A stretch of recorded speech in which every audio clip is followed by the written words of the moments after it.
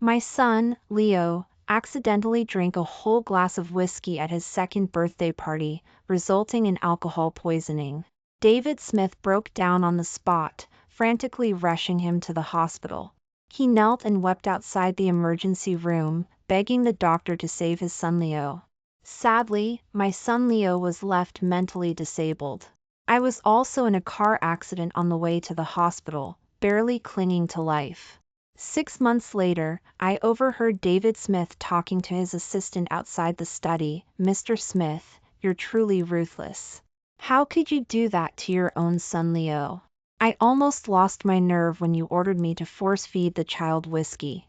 And Alice, she's already suffered so much. You even orchestrated a car accident to replace her heart with Victoria Johnson's. An artificial heart needs to be replaced every 5 years. Can you bear to see her spend the rest of her life in constant surgery?" David Smith's voice was hoarse but unwavering. "I have no choice. Victoria risked her life, despite her heart condition, to give me a child. I can't give her the status she deserves, so I can only make her child the sole heir to the Gu family inheritance. As for Alice and the child, I will provide for them for the rest of their lives. Only then will they not pose a threat to Victoria and her child in the future.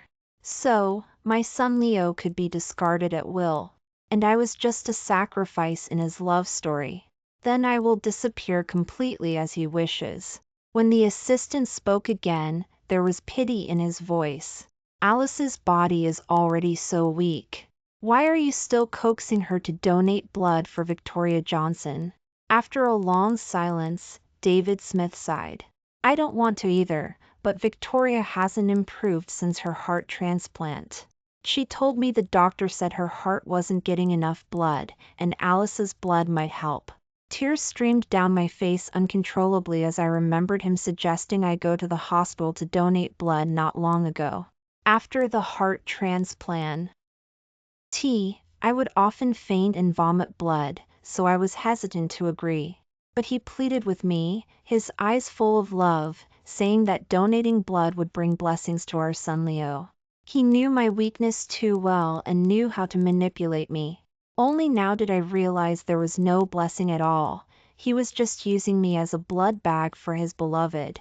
I clamped my hand over my mouth, stifling the sobs that threatened to escape. Even though I had no heart, the pain was unbearable. The bowl of chicken soup in my hand fell to the floor. Tiny shards of glass pierced my feet, causing pain that was nothing compared to the ache in my heart. I heard footsteps coming from the study.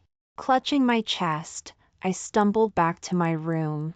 Looking at my son Leo's sleeping face, I broke down. He had just learned to say "Dad, Daddy," but was rendered mentally impaired by David Smith.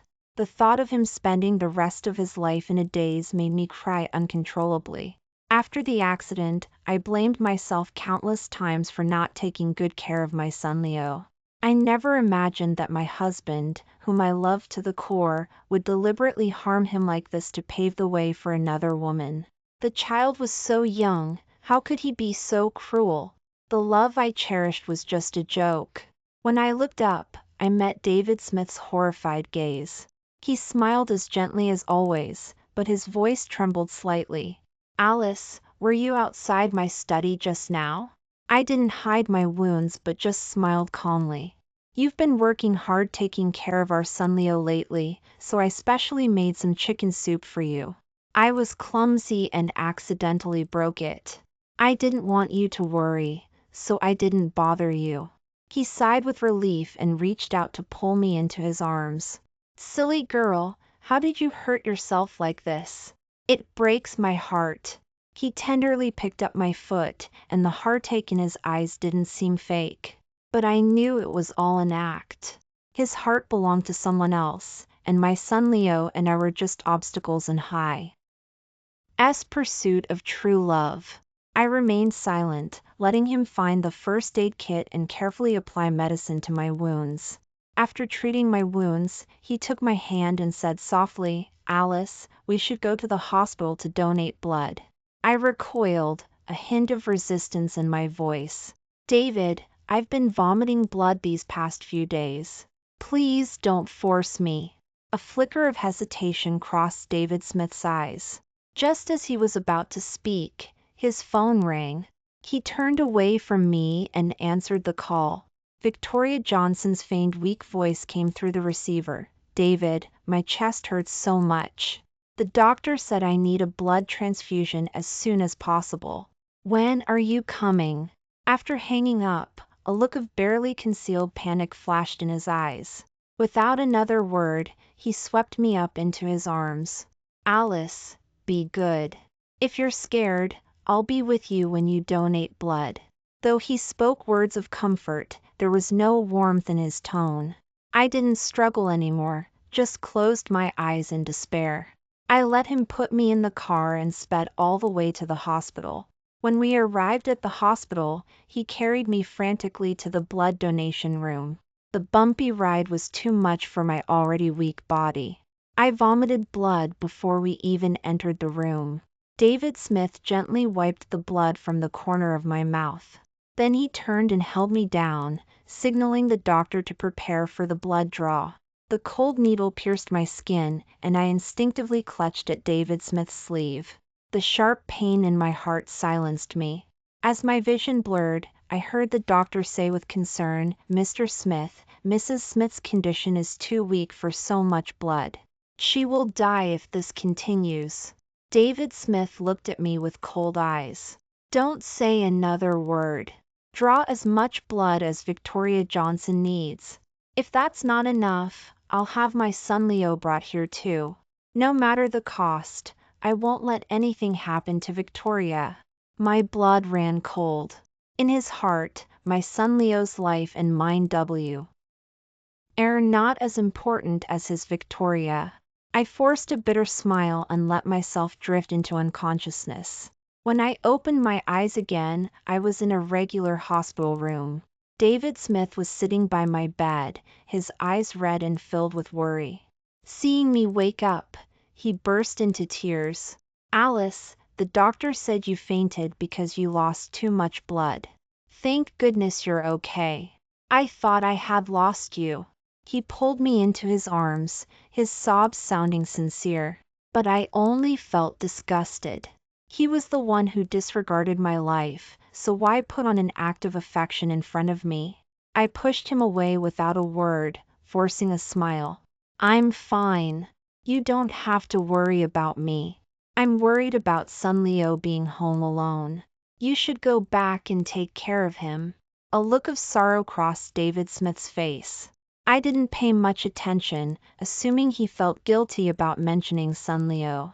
But the next moment, he suddenly said, "Alice, given our son Leo's condition, the doctor said he may never recover and may not even live to adulthood. Should we make plans to adopt a healthy child as soon as possible?" I looked up at him in disbelief. David Smith didn't notice my expression and kissed my hand. "Alice, you've been so sad since Leo's accident. It breaks my heart to see you like this. Instead of this, why don't we adopt a normal child?" I swallowed the questions that were on the tip of my tongue. After a long silence, I tentatively said, "David, I don't want to raise someone else's child. How about we have another one in the future?" His face changed instantly, and he pushed me away. "What are you talking about?" Realizing he had overreacted, he softened his voice, but his eyes darted around. "Alice, your body is not suitable for having another child. I can't bear to see you suffer. Leo will need someone to take care of him in the future, and the doctor happened to say today that the person who received your blood wants to find someone to adopt her child, so Don't worry. Leo is my only biological child. Everything I do is for him." My heart felt like it was being squeezed, and it hurt terribly. He was taking everything away from our son Leo, not even leaving him a shred of love. And he kept saying he was doing it for the child. He had been pretending for so long that he had even deceived himself. When I spoke again, I had regained my composure. "Okay, I understand. You can make the arrangements." David Smith cried with joy and leaned down to kiss my forehead. I suppressed the urge to vomit blood and smiled calmly. But my heart was already shattered. He couldn't contain his excitement and left the room, saying he needed to discuss my follow-up treatment with the doctor. I pretended not to see Victoria Johnson outside the door, giving me a provocative look. With trembling hands, I picked up David Smith's phone, which he had left on my bed. In our 8 years of marriage, I had never checked his phone. Even the password was set to my birthday. But the wallpaper was no longer our wedding photo. It had been replaced by a photo of David Smith, Victoria Johnson, and her child. I fought back the bitterness and opened text messages. The chat box was filled with thousands of photos. All of them were photos of David Smith and the child. I vaguely remembered when our son Leo was just born, I suggested we take a family photo. But he casually brushed me off. Leo is so small. Why take a family photo? We can do it when he's older. I naively thought he didn't like taking photos and only dared to sneak a photo of our son Leo and him while he was asleep. But now I knew he didn't dislike taking photos. He just didn't like my child. My fingers trembled as I scrolled through the photos. But I accidentally found a video sent the night before Leo's birthday party. My son Leo was being bullied by Victoria Johnson's child. In the video, Alice cried with extreme grievance, "David, Leo knows how to fight back even when he's so young. Who knows what he will do to our child when he grows up? What should I do? I'm so worried." I was shaking all over and could barely hold onto the phone. My son Leo had done nothing wrong, but because of Victoria Johnson's words, his life was ruined. I bit my lip hard, trying to suppress the surging hatred. This man was so dirty and disgusting. I didn't want him anymore. My heart was ice cold. I threw the phone away and called my senior brother who was overseas. I asked him to help me contact a rehabilitation center hospital. When David Smith returned to the room, I had just booked plane ticket for myself and my son Leo for 3 days later. He didn't notice my swollen, red eyes and excitedly grabbed my hand. "Alice, I want to throw another birthday party for Leo tomorrow. I'll also announce our adoption of the child, okay?" I was stunned for a moment, then remembered the note I had just seen in his phone's calendar. Tomorrow was Victoria Johnson's child's birthday. I didn't say anything, just nodded with a dark face. Since I was leaving soon, I would treat it as a proper farewell. The next day, it was almost noon when David Smith sent someone to pick me up from the hospital. As soon as I stepped into the hotel, I was struck by what I saw. Victoria Johnson, wearing a custom-made gown, was greeting guests with David Smith and her child. And my Leo was thrown casually on the ground, covered in mud. He didn't bother to look at Leo. Naturally, he didn't notice Leo picking up a half-eaten bun that someone had thrown away and putting it in his mouth. My eyes instantly turned red, and I rushed over to pick up my son Leo. Before I could say anything, David Smith grabbed my arm and dragged me into a lounge. "Alice, many VIPs important people have come today. Given Leo's condition, I'm afraid he will be scared. Why don't you two rest here first?" Even though he tried to hide it, I could still see the disgust in his eyes. I glanced outside. On the electronic screen in the hall, photos of him and Victoria Johnson's child were being played in rotation. There were many expensive gifts piled in the middle of the stage. But none of them were for Leo. Even the name on the giant cake wasn't Leo's. David Smith followed my gaze and realized how far he had gone. He hugged me and awkwardly explained, "Alice, don't misunderstand. Victoria Johnson can't bear to part with her child. I'm doing all this to reassure her so she can entrust her child to us." I forced a smile, but I couldn't laugh. Before he could say anything, Victoria Johnson's son Eric Smith barged in and hugged his leg. Daddy, didn't you say you had a lot of gifts for me? Take me to see them."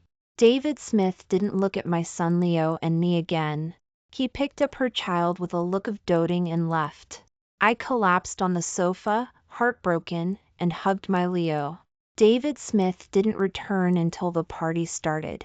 Realizing that he wouldn't remember us, I picked up Leo, wanting to leave. Just as I was about to get up, Victoria Johnson appeared before us with her child. She smiled gently, but there was a hint of provocation in her eyes. "Alice, it doesn't feel good to be abandoned, does it? Look at your stupid son Leo. He can't compare to my Eric Smith. It's so pitiful. He cried so miserably when he was force-fed whiskey that day." The assistant's hands were shaking, but David did it himself in the end. "So what if you're Mrs. Smith? Your son Leo became an idiot because of a single word from me." She laughed gleefully, not bothering to hide her malice. I was trembling with anger, and my lips were bleeding from being bitten so hard, but I managed to control my hatred. But the next moment, she suddenly grabbed her own child and slapped him hard across the face. The child's face instantly became swollen and red, and the entire room echoed with his heart-wrenching cries. Before I could react, David Smith rushed in. He hugged the child with a look of heartache, glaring at me with bloodshot eyes. "Alice, what the hell are you doing? How can you hurt such a young child?" I stood there, stunned, unable to voice an explanation. Victoria Johnson threw herself into David Smith's arms, crying crocodile tears. "Mr. Smith, I just wanted to bring my child to meet his future mommy, but she said my child was a bastard and didn't deserve to fight with her Leo for the inheritance. I never thought about letting my child fight for the inheritance. If Alice can't tolerate him, I'll take him away right now." David Smith's face darkened, and he grabbed my collar and slapped me without hesitation. "Alice, since I adopted Eric Smith, he is my child. Whether you accept it or not, you have to be good to him." I covered my face, looking at him with tearful eyes. Before I could defend myself, Leo suddenly lunged at Eric Smith and started fighting with him. He kept crying, Don't bully mommy, you bad guy." David Smith's face was gloomy, and he kicked Leo away. I screamed and lunged forward, but it was too late. Leo's head hit the corner of the table, and blood started pouring out.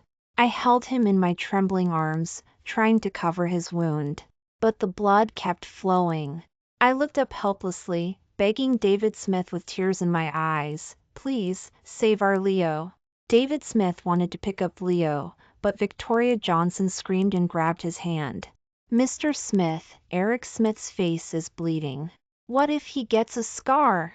David Smith turned his head and noticed a very faint scratch on Victoria Johnson's son's face. He hesitated for a moment, but in the end, he chose to pick up Eric Smith and hurried toward the door. A sharp pain shot through my heart. I endured the pain and stumbled after them. Before getting into the ambulance, David Smith reached out and stopped me. There was a flicker of guilt in his eyes, but his tone was firm. "Alice, Leo's brain was already injured. Even if he's bleeding, it can't be too serious. Eric Smith is different from him. He will be the heir to the Gu family inheritance in the Fu tour. If he gets a scar, it will affect the entire Gu family. Wait a little longer. Another ambulance will be here soon." Before I could answer, he escorted Victoria Johnson and her child onto the ambulance and sped away. Despair and helplessness made me almost unable to stand.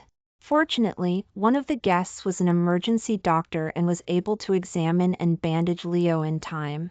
After confirming that Leo was okay, I changed my plane ticket and rushed to the airport with him in my arms.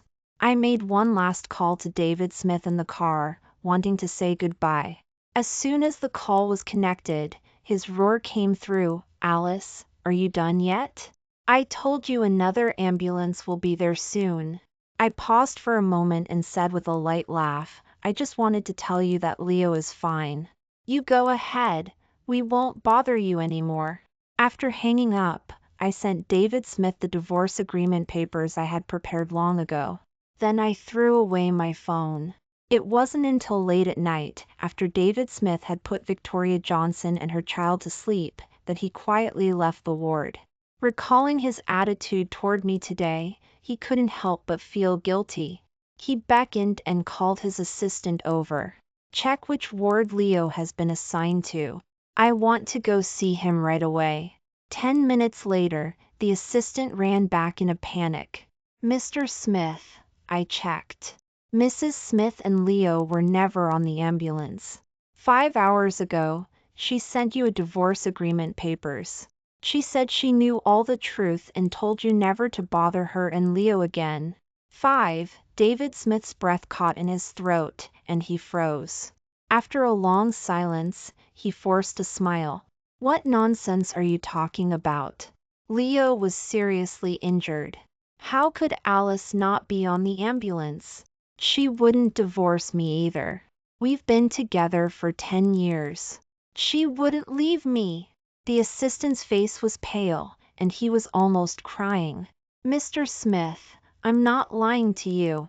I checked the security camera footage. Someone had already NH'd Leo before the ambulance arrived. Mrs. Smith took Leo directly to the airport and boarded the first plane overseas. He handed his phone to David Smith with trembling hands. "This is the divorce agreement papers Mrs. Smith sent. You'll know once you take a look." David Smith snatched the phone and trembled as soon as he glanced at it. "On the divorce agreement papers, I chose to walk away with nothing. The only requirement was that he never bother me and Leo again." David Smith grabbed the assistant's collar and roared out of control, "Where the hell did Mrs. Smith go?" The assistant shook his head in a panic. After Mrs. Smith arrived at the airport, she changed her travel documents and boarded a plane. "No one knows where she went." David Smith let go powerlessly and looked at him blankly. "How could Alice leave me?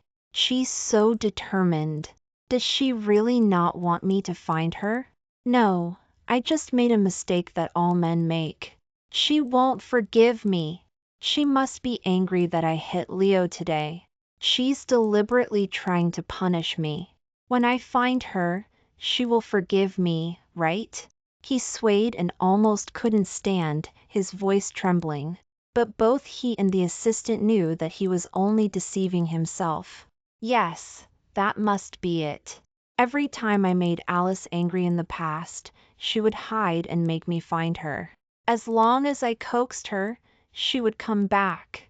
I don't care what method you use. Find Alice immediately, do you hear me?" He roared hysterically, ignoring that he was in the hospital.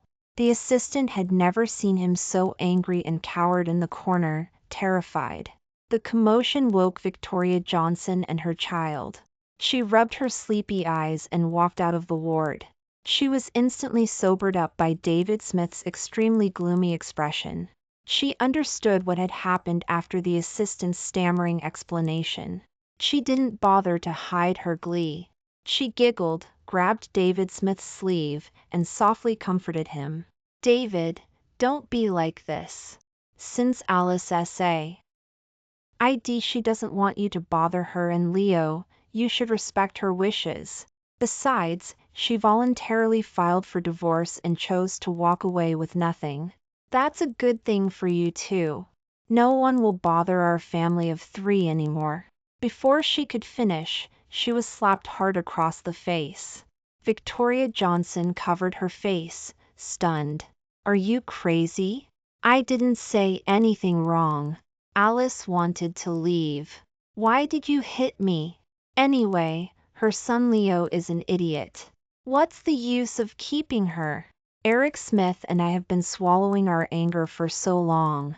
We finally waited for her to leave voluntarily. Shouldn't you give my child and me a title?" Her tone was extremely aggrieved, but David Smith was unmoved. Instead, he grabbed her neck and roared with a frown, "If you talk nonsense again, believe me, I'll tear your mouth apart. Remember, there is only one Mrs. Smith, and that's Alice. I advise you not to covet what doesn't belong to you." Victoria Johnson was almost suffocating from being strangled. She struggled desperately, but couldn't break free. During the stalemate, Eric Smith suddenly ran out and hugged David Smith's leg, crying, "Let go of my mom, mommy. Don't you touch her." 6. David Smith came back to his senses and suddenly let go. He stared blankly at Victoria Johnson's swollen cheeks and her purplish neck. A flash of heartache crossed his eyes. But it wasn't for Victoria Johnson, but for me. He raised his hand and slapped himself twice, muttering, "How could I bear to hit Alice and Leo? I've already taken everything from them." His eyes were filled with despair, and he kept tearing at his hair. Seeing this, Victoria Johnson struggled to get up and pulled his hand to slap her face. "David, hit me if it makes you feel better. It's okay. I can endure any grievance for you. But Eric Smith is still so young." Today, Alice dared to hit him in front of me, and that Leo scratched Eric Smith's face. If I'm not by his side in the future, who knows how? They will bully Eric Smith. If you can't bear to part with Alice, then Eric Smith and I will leave. I promise never to appear in front of Alice again, okay? She spoke sincerely, and David Smith couldn't help but feel moved. Victoria Johnson took the opportunity to push her child in front of him, saying with a hint of sadness, "Eric Smith, say goodbye to your dad, Daddy. No matter how things go for Mom, Mommy and me in the future, we won't bother him again." Eric Smith pouted and wailed loudly, "I don't want to leave Dad, Daddy." David Smith's eyes also turned red, and he hugged Eric Smith and comforted him patiently, "Okay, if Eric Smith doesn't want to leave, then stay with Dad, Daddy." Victoria Johnson hurriedly snuggled up to him, pretending to be understanding. David Smith hesitated for a moment, but in the end, he reached out and pulled her into his arms. Just when Victoria Johnson thought she had won, the assistant, who had been silent all along, stood up. A hint of anger flashed in his eyes, and he clenched his fist and said mercilessly, "Mr. Smith, the hotel sent me a security camera footage just now when I was checking Mrs. Smith's whereabouts." He took out his phone, opened the video, and handed it to David Smith. David Smith's previously softened expression turned gloomy again. The video clearly showed that it wasn't me who hit Eric Smith. It was Victoria Johnson, whom he had chosen to believe without hesitation. Remembering the slap he had given me and my tearful eyes, David Smith's heart ached terribly. He threw the phone at Victoria Johnson's face with trembling hands. "Is this what you mean by Alice and Leo bullying Eric Smith? I never thought you would hurt your own child to frame Alice." He grabbed Eric Smith's collar and lifted him up. "And you learned to lie at such a young age, just like your lying mom, Mommy." David Smith pushed the child back into Victoria Johnson's arms with a cold face. He took out a debit credit card and threw it at their face. "E.T. If it weren't for you, how could my Alice bear to leave me? The money in this card is enough for you and Eric Smith until he comes of age. Take him and get out. I don't want to see you two for a while." He didn't spare them a second glance, just as he had done to me and Leo, and left without hesitation. 7. Meanwhile, I had successfully arrived in another country. The moment I stepped off the plane, I felt like I was reborn. I left that rotten marriage and the man who had betrayed me far behind. From now on, I would live only for myself and Leo. My senior colleague, Sam Brown, who came to pick me up, trembled with heartache when he saw Leo's wound. Without a moment's hesitation, he sped all the way to the hospital. Fortunately, Leo's injuries were not serious. Sam Brown stayed by his side with a worried expression as the wound was cleaned. Leo cried loudly in pain, and Sam Brown secretly wiped away tears beside him. I found it funny and asked him what he had to cry about. He just looked at me with red-rimmed eyes. I suddenly remembered the night 7 years ago when I had accepted David Smith's proposal. He had looked at me with the same expression. I blushed suddenly and subconsciously avoided his gaze. After the wound was treated, he took Leo and me to the accommodation he had arranged in advance. After settling us in, he quietly left. From then on, he came almost every day to help me take care of Leo. He also found a rehabilitation center hospital with an excellent reputation for Leo. Although he would never regain his previous intelligence, with diligent rehabilitation training, he would likely be able to achieve some level of self-sufficiency.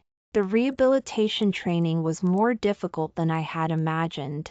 It was extremely challenging for both Leo and me. During this time, I was too busy to pay attention to news from home country. Choosing to walk away with nothing meant that I didn't have much money to spend. Most of it was what I had accurately saved before getting married. Leo's rehabilitation training was also a significant expense. Although Sam Brown repeatedly promised to cover the costs, I chose to find a job myself. Even with such a tight schedule, I accidentally came across news about David Smith. After I left, he not only drove Victoria Johnson and her son Leo away but also had someone revise the will he had previously made. Originally, Eric Smith was his only heir. Now, it had been changed to me and Leo. Unable to find me, he disregarded his reputation and posted a missing person ad. He even tearfully pleaded with netizens on social media to help him find me. To this end, he opened a live stream using the company's account. Every day in the live stream, he recounted the details of how we met and fell in love. We were together from school uniforms to wedding dresses. We dated for 3 years and were married for 7. If I hadn't discovered his betrayal, I would have naively believed that we would be together for life. It was my foolishness that caused Leo to become mentally disabled. And I had a replaced heart. There was no telling if I would live long enough to see Leo grow up. Not a day went by that I didn't regret it. I regretted falling in love with him, which led to this desperate situation. He single-handedly ruined our future. Now he was putting on a show of affection, trying to salvage things. It was ridiculous. Fortunately, netizens weren't fooled. Soon, someone dug up the whole story. Everyone was mocking him. They called him shameless for harming his own child for the sake of his illegitimate son. And he had the nerve to ask netizens to help him find someone. Countless people flooded into his live stream, hurling abuse at him. But David Smith remained unmoved, still stubbornly begging them to help him find me. The last time I saw him, he was breaking down and crying in front of the camera. "Alice, if you can see this, please give me another chance. I was stupid before, I was shameless, and I did things I shouldn't have. I regret it. I didn't realize until now that the only person I truly love is you. Leo is still so young, he can't be without a daddy. Please let me see you both one more time. I'll even kneel down and apologize, please." He knelt in front of the camera, crying.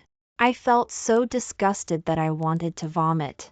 I clicked unfollow and silently exited the live stream. David Smith, for the rest of my life, I only ask that I never see you again. 8. After that day, I never paid attention to any news about David Smith again. To me, he was just a familiar stranger. But I never expected to meet him again. 3 months later, I was taking Leo to rehabilitation training as usual. While waiting for the red light, I happened to look up and meet David Smith's complex gaze. He was standing across the street, looking at Leo and me with red eyes. There was deep love in his eyes, and some emotions I couldn't understand. I hugged Leo tightly, turned around without hesitation, and walked in the opposite direction. Behind me, I heard his heart-wrenching cries. "Alice, please don't go." I ignored him and quickened my pace, trying to escape, until a screeching sound of brakes exploded in my ears. I turned back, my heart feeling like it was about to stop. David Smith was lying in a pool of blood. Seeing me looking at him, he forced a faint smile on his blood-stained face. "Alice, I finally saw you and Leo again. Only after you left did I realize what I truly cared about.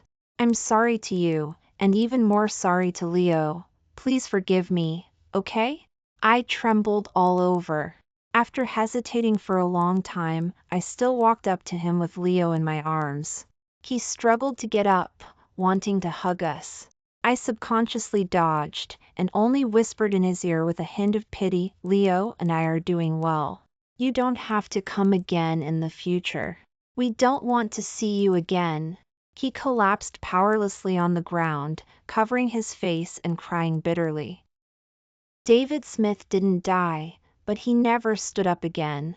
After the doctor announced that he would be paralyzed for the rest of his life, I went to see him one last time in the company of Sam Brown. We didn't say anything, just looked at each other silently. But we both understood that we would never meet again in this life. To my surprise, he had his lawyer redrafted divorce agreement papers.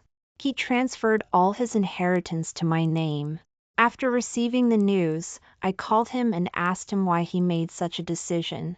He was silent for a long time before answering me in a hoarse voice, "Alice, I did something wrong and caused irreparable harm to you and Leo. During this time, I have regretted it every moment. I know that no matter what I do, you will never come back to me, but I can't allow myself to do nothing. I have nothing left. Consider this money my only compensation to you." I didn't say anything more, sighed softly, and hung up the phone. I didn't keep the money for myself. Instead, I established a welfare enterprise in Leo's name, providing jobs specifically for people with cerebral palsy like him. To thank me, the Rehabilitation Center Hospital waived all of Leo's expenses. I didn't refuse and gladly accepted this kindness. Without the support of money and status, David Smith's paralyzed days were not easy. He was sent to a nursing home rehabilitation facility, but he didn't even receive the most basic respect. The caregiver disliked him for being broke and having no family to back him up, and treated him unscrupulously. He was tortured to the point of wanting to die, but he stubbornly survived. I knew he couldn't let go of Leo, and the only thing I could do for him was to work harder to help Leo recover. Fortunately, Leo was not afraid of hardship. The daily rehabilitation training was quite effective. I originally thought he would only be able to recover to the point of being self-sufficient. But I didn't expect him to have a great talent for color. Wit. My support, he was sent to art class painting school. After a period of time, even the teacher was amazed by his paintings. At the age of 7, he won a major painting competition. I cried uncontrollably in the audience. No one knew that my body was at the end of its rope. The artificial heart only had a lifespan of 5 years, and I didn't have much time left. Sam Brown was running around trying to find me a new heart. Seeing him getting thinner and more haggard every day, I felt even more distressed. In the last month of my life, the hospital called. They told me that someone had donated their heart to me. It wasn't until after the heart surgery was successful that Sam Brown told me the truth. The person who donated the heart to me was David Smith. On the day Leo won the award, his condition suddenly took a turn for the worse. Before falling into a coma, he contacted Sam Brown and made his last wish: to return his heart to me. On the day I was discharged from the hospital, I closed my eyes and touched my chest. When I opened my eyes again, there was only a smile on my face. Since the past couldn't be undone, let him watch Leo grow up in this way. That wouldn't be bad either. On Leo's 8th birthday party, I received a video. It was David Smith who had instructed Sam Brown to forward it to me on this day. In the video, he opened his tired eyes, tears streaming down his face. "Leo, Daddy wasn't able to celebrate many birthdays with you, but I never stopped loving you. Daddy did bad things in the beginning, that's why you became like this. Seeing that you are doing well with your own efforts, that is enough. Alice, if there is an afterlife, will you and Leo forgive me?" He paused for a moment, then tried his best to force a wry smile. "It doesn't matter if you don't forgive me, just consider it my retribution." I stared blankly at the screen, but there were no big waves in my heart. On my phone, a message popped up from a friend from home country. I only glanced at it, and a hint of sarcasm appeared on my lips. David Smith had left Victoria Johnson a large sum of money in the beginning, but she had squandered it all in just a few years. Later, she and Eric Smith were barely able to afford food. She was unwilling and wanted to ask David Smith for more money, but found that he was penniless. Eric Smith hated Victoria Johnson, blaming her for spending all the money his daddy had left him. At a young age, he would kick and punch her. Not long ago, a fierce quarrel broke out. He couldn't bear it any longer and stabbed Victoria Johnson to death while she was asleep. My friend's words were filled with the joy of revenge, but I chose not to reply. In the end, everything is retribution. There is no need to dwell on the past, and my future has just begun.